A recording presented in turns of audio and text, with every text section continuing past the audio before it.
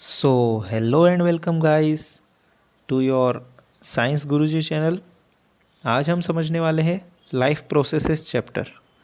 दोस्तों, जो लाइफ के लिए नेसेसरी प्रोसेसेस है, जो लाइफ को मेंटेन करने के लिए बहुत ही ज़रूरी है, उनको इस चैप्टर में हम पढ़ने वाले हैं। जैसे nutrition, transportation, respiration and excretion. तो सबसे पहले हम स्टार्ट करते हैं चैप्टर के इंट्रोडक्शन से। चैप्टर के इंट्रोडक्शन में हम देख रहे हैं all the living things perform certain life processes. जितनी भी जीवित वस्तुएं हैं वो क्या परफॉर्म करती है? कुछ लाइफ प्रोसेसेस को परफॉर्म करती है, जैसे growth, excretion, respiration, circulation etcetera. ठीक है। उसके बाद all the processes like respiration, digestion, which together keep the living organism alive and perform the job of body maintenance are called life processes. So दोस्तों, जो processes एक living organism को alive रखती है और बॉडी का मेंटेनेंस करती है, इन्हीं प्रोसेस को लाइफ प्रोसेसेस कहा गया है। आगे बढ़ते हैं हम। तो पहला टॉपिक है हमारा न्यूट्रिशन। तो न्यूट्रिशन में हम सबसे पहले देख रहे हैं मोड्स ऑफ न्यूट्रिशन, कि हम किन माध्यम से न्यूट्रिशन को ले सकते हैं। तो सबसे पहले देखते हैं न्यूट्रिशन इन प्लांट्स। तो जो प्लांट्स हैं उनमें न्यूट्रिशन वो कैसे प्रोड्यूस करते हैं। तो प्लांट्स ऑटोट्रॉप्स होते हैं, वो अपना फूड खुद प्रिपेयर करते हैं bye the process of photosynthesis. They make their own food and eat animals for their food. कुछ प्लांट्स ऐसे होते हैं जो क्या होते हैं, एनिमल्स को भी खाते हैं। ठीक है। वीनस फ्लाई ट्रैप आपने नाम सुना होगा, जो इसका एग्जाम्पल है, जो एनिमल्स को ईट करते हैं। ठीक है। अब फिर है न्यूट्रिशन इन एनिमल्स। जो एनिमल्स है वो क्या होते हैं, हेटरोट्रॉप्स होते हैं। वो अपना फूड खुद प्रिपेयर नहीं करते हैं, बल्कि वो किसी दूसरे प्लांट पे या फिर किसी दूसरे एनिमल को खाते हैं। डिपेंड ऑन प्लांट्स और अदर। ठीक है, आगे बढ़ते हैं गाइस। पहला है ऑटोट्रॉपिक न्यूट्रिशन। ऑटोट्रॉपिक न्यूट्रिशन क्या होता है? It is a kind of nutrition in which inorganic materials like CO2, water are utilised to prepare organic food by the process of photosynthesis. Autotrophic nutrition होता है कि जिसमें inorganic materials जैसे carbon dioxide, water को use करके, किसकी presence में, sunlight और क्लोरोफिल की प्रेजेंस में, क्या करते हैं, ग्लूकोज में कन्वर्ट करते हैं या ग्लूकोज का फॉर्मेशन करते हैं। उसको कहते हैं फोटोसिंथेसिस। ये प्रोसेस होती है ग्रीन प्लांट्स के अंदर। ठीक है। The organism which carry out autotrophic nutrition are called autotrophs. So जो ऑर्गेनिज्म ऑटोट्रॉपिक न्यूट्रिशन करते हैं या कैरी आउट करते हैं उनको ऑटोट्रॉप्स कहते हैं। इसका एग्जाम्पल है green plants and algae. Autotrophs use simple inorganic material and convert it into complex high energy molecule. So इसमें क्या होता है, सिंपल इनऑर्गेनिक मटेरियल जैसे कार्बन डाइऑक्साइड का यूज़ करते हैं वो, और उसको कार्बोहाइड्रेट में कन्वर्ट कर देते हैं, जो कि एक हाई एनर्जी मॉलिक्यूल है। Autotrophic nutrition is fulfilled by the process by which autotrophs take in CO2 and H2O and convert this into carbohydrate in the presence of chlorophyll and sunlight is called photosynthesis. So ये अभी मैं समझाया है। इसके बाद है equation of photosynthesis. ये बहुत ही इम्पोर्टेंट है एग्ज़ाम के लिए, ये वाली रिएक्शन। इसमें जो कार्बन डाइऑक्साइड है जो एटमॉस्फेयर में प्रेजेंट है, उसको स्टोमेटा के थ्रू प्लांट्स लेता है और रूट्स के थ्रू पानी को एब्जॉर्ब करता है। तो CO2 प्लस H2O इन दोनों को सनलाइट और क्लोरोफिल की प्रेजेंस में किस में कन्वर्ट कर देता है, ग्लूकोज मॉलिक्यूल या फिर कार्बोहाइड्रेट में कन्वर्ट कर देता है, जिसका फॉर्मूला है C6H12O6। इसमें क्या रिलीज़ होता है, तो वाटर रिलीज होता है और ऑक्सीजन गैस रिलीज होती है एज अ बाय प्रोडक्ट। तो आपको बैलेंस्ड इक्वेशन याद रखनी है कि 6CO2 प्लस 12H2O। फिर एरो में हमें ध्यान रखना है कि सनलाइट और क्लोरोफिल को मेंशन करेंगे। देन इसका कन्वर्जन होता है C6H12O6 ग्लूकोज मॉलिक्यूल में, और जो बाय प्रोडक्ट है वो है 6O2 प्लस 6H2O।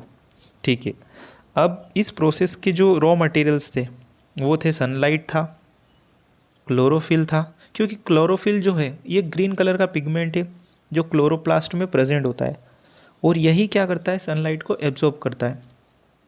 फिर एटमॉस्फेयर के अंदर CO2 प्रेजेंट थी जो कि स्टोमेटा के थ्रू एंटर करेगी, और जो ऑक्सीजन यहाँ पे बाय प्रोडक्ट के रूप में बनी है वो रिलीज हो जाएगी वापस स्टोमेटा के थ्रू। फिर वाटर जो है वो मिनरल्स के साथ में, जैसे नाइट्रोजन, फॉस्फोरस एट्सेट्रा जो मिनरल्स होते हैं उनके साथ में रूट्स से एब्जॉर्ब किया जाता है। अब साइट ऑफ फोटोसिंथेसिस, साइट मतलब कहाँ, किस जगह पर फोटोसिंथेसिस परफॉर्म होता है। तो सम सेल्स कंटेन ग्रीन पिगमेंट, तो कुछ जो सेल्स हैं उनमें एक ग्रीन कलर का पिगमेंट होता है ना, विच आर सेल ऑर्गेनिल्स। ठीक है, सेल ऑर्गेनिल्स जैसे क्लोरोप्लास्ट, उनमें ग्रीन कलर का पिगमेंट क्लोरोफिल प्रेजेंट होता है जो कि क्या करता है, लाइट को एब्जॉर्ब करता है। तो सबसे पहले जो इवेंट्स होंगे उनमें है, मेन इवेंट्स ऑफ फोटोसिंथेसिस में हम देखेंगे absorption of light energy by chlorophyll. तो सबसे पहले क्लोरोफिल के द्वारा क्या होगा, जो सनलाइट है वो प्लांट एब्जॉर्ब करेगा। फिर सेकेंड स्टेप में क्या होगा कि जो लाइट एनर्जी है वो किस में चेंज होगी, केमिकल एनर्जी में। लाइट एनर्जी सन से क्लोरोफिल ने एब्जॉर्ब तो कर ली, पर उसको हमें किस में चेंज करना पड़ेगा, केमिकल एनर्जी में। और ये जो केमिकल एनर्जी है ये स्प्लिट करेगी, मतलब ब्रेक करेगी। किसको ब्रेक करेगी, एक वाटर मॉलिक्यूल को। वाटर मॉलिक्यूल में क्या होता है गाइस, हाइड्रोजन और ऑक्सीजन H2O। तो हाइड्रोजन अलग हो जाएगा, ऑक्सीजन अलग हो जाएगा। फिर है थर्ड इवेंट है इसका, reduction of CO2 to carbohydrate. Reduction होता है कार्बन डाइऑक्साइड का, मतलब इसमें एडिशन होगा हाइड्रोजन मॉलिक्यूल का। तो CO2 में हाइड्रोजन ऐड होने पर ये हो जाएगा C6H12O6। ठीक है गाइस, अब थोड़ा आगे बढ़ते हैं। स्टोमेटा, स्टोमेटा को देखते हैं। These are tiny pores present on the surface of leaf. जो लीफ की सरफेस है यहाँ पे कुछ पोर्स होते हैं। पोर्स छोटे छोटे छिद्र होते हैं, जिससे कि क्या होता है, अभी हमने देखा कि जो कार्बन डाइऑक्साइड है वो एंटर करेगी और जो ऑक्सीजन है वो रिलीज होगी। तो इसका जो स्ट्रक्चर है उसमें दो किडनी शेप के स्ट्रक्चर दिख रहे हैं हमें, जिनको गार्ड सेल कहते हैं। ये किडनी शेप के जो या बीन शेप के जो दो सेल है गार्ड सेल, ये किसका फॉर्मेशन करते हैं, स्टोमेटा का। जो बीच में हमें पोर दिख रहा है इसी को हम क्या कहते हैं, स्टोमेटा। मतलब पूरा ये जो स्ट्रक्चर है इसको स्टोमेटा कहते हैं। अब जो स्टोमेटा का फंक्शन है, पहला फंक्शन गैसेस का एक्सचेंज होगा। दूसरा फंक्शन क्या होगा कि अगर प्लांट के अंदर ज़्यादा मात्रा में पानी प्रेजेंट है तो वो लॉस कर देता है, losses large amount of water in the form of water vapour during transpiration. यहाँ से जो स्टोमेटा है वो एक प्रोसेस करता है जिसको हम कहते हैं ट्रांसपिरेशन, और इसके थ्रू एक्सेस वाटर को वो लॉस करता है। ठीक है, आगे बढ़ते हैं। फिर है हमारा सेकेंड टाइप ऑफ न्यूट्रिशन। इसके पहले हमने पढ़ा ऑटोट्रॉपिक न्यूट्रिशन, अब हम पढ़ेंगे हेटरोट्रॉपिक न्यूट्रिशन। हेटरोट्रॉपिक न्यूट्रिशन में देखेंगे कि it is a kind of nutrition in which organism do not possess the ability to synthesis their own food. इसमें प्लांट अपना फूड, प्लांट नहीं, कोई भी अदर ऑर्गेनिज्म जो होगा वो अपना फूड खुद प्रिपेयर नहीं करता है। ठीक है, वो किसी दूसरे पर डिपेंड होता है, वो किसी ऑटोट्रॉप पर डिपेंड होगा अपने फूड के लिए, या तो डायरेक्टली या इनडायरेक्टली। जैसे हम हो गए ह्यूमन बींग्स, हम अपना फूड खुद प्रिपेयर नहीं करते, हम किसी दूसरे पर डिपेंड रहते हैं।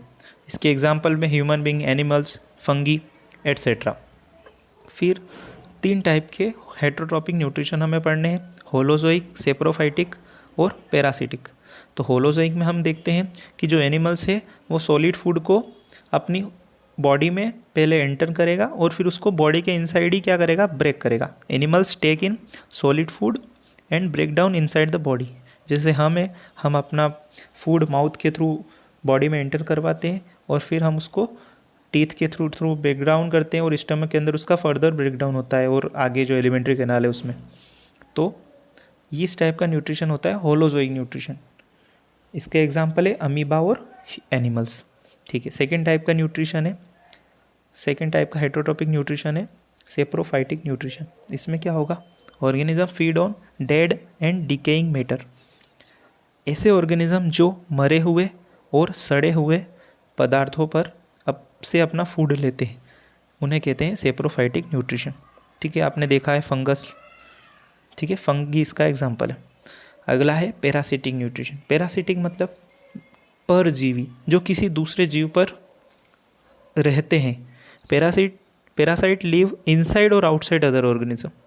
ठीक है। आपने देखा है बालों में जुए पड़ जाती है, वो जुए क्या करती है, एक पैरासिटिक न्यूट्रिशन लेती है अपने बॉडी से, वो ब्लड को सक करती है, तो वो एक पैरासाइट हो जाएगा। फिर एग्जाम्पल देखेंगे इसका, कसकटा।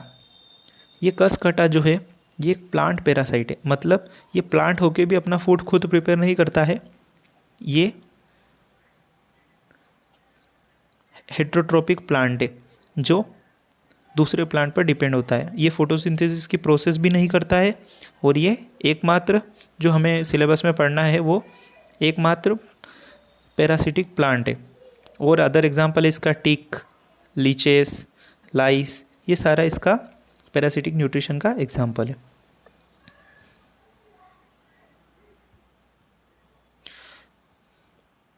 फिर हम देखते हैं how organisms obtain their food.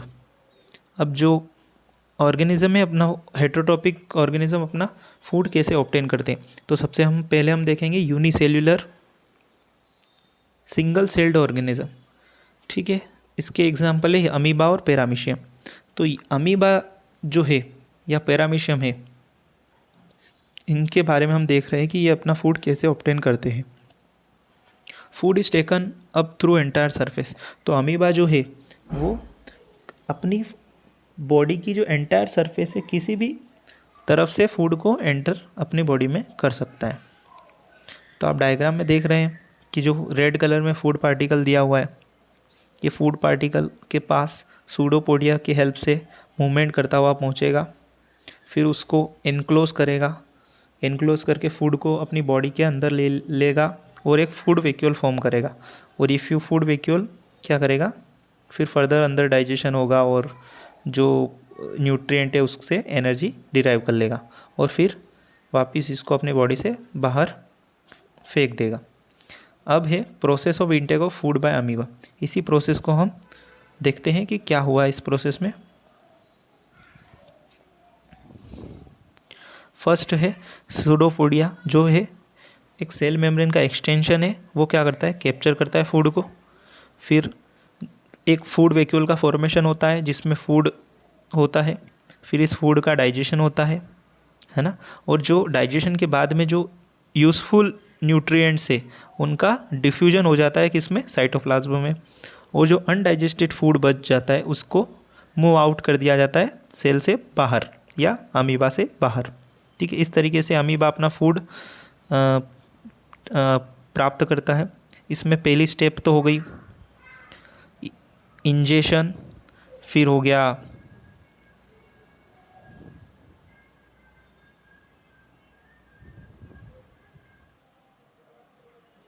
फिर इंजेशन के बाद डाइजेशन होगा, डाइजेशन के बाद एब्जॉर्प्शन होगा। एब्जॉर्प्शन मीन्स जो यूज़फुल न्यूट्रिएंट्स है वो साइटोप्लाज्म में डिफ्यूज़ हो जाएंगे।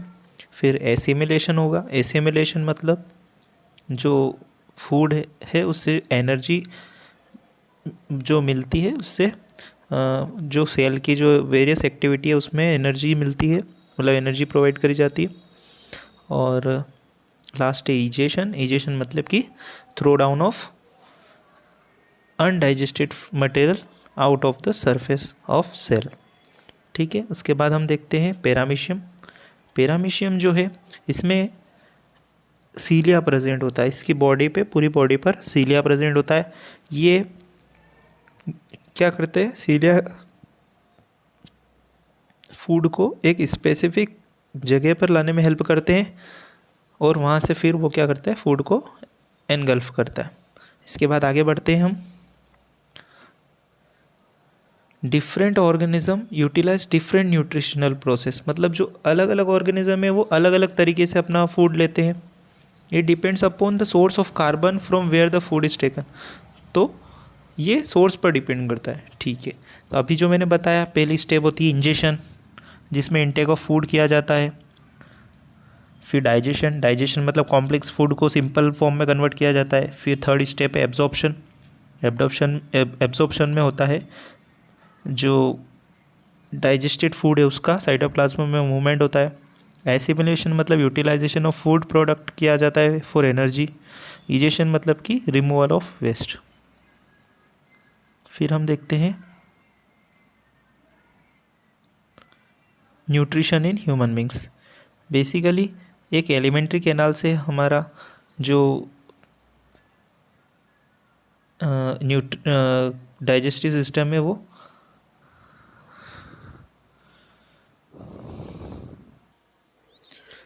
ये वाला टॉपिक हम नेक्स्ट वीडियो में कवर करते हैं। इस वीडियो को यहीं एंड करते हैं।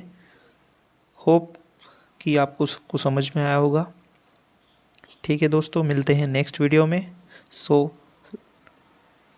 Have a good day. Thank you.